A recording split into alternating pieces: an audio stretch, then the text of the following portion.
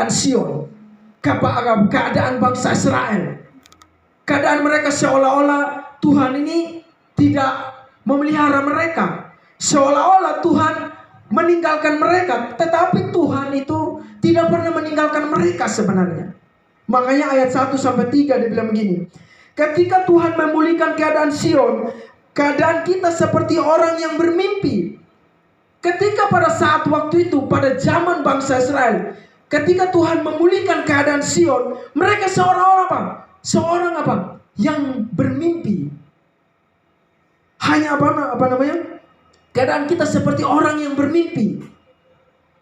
Nah, begitupun juga dalam kehidupan kita sebagai orang yang percaya, sebagai orang pengikut Tuhan, sebagai orang yang sudah setia sama Tuhan.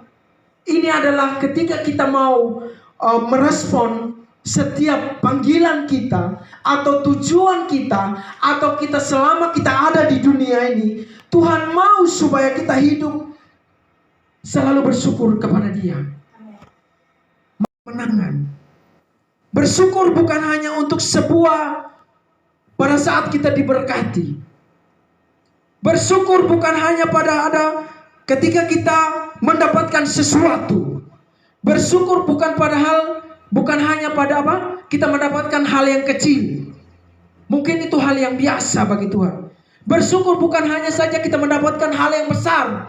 Mungkin itu hal yang biasa bagi Tuhan. Tapi ketika kita bersyukur, ketika kita kehilangan sesuatu, ketika kita bersyukur, ketika kita kehilangan sesuatu yang kita cintai, mungkin kita kehilangan orang yang kita kasihi.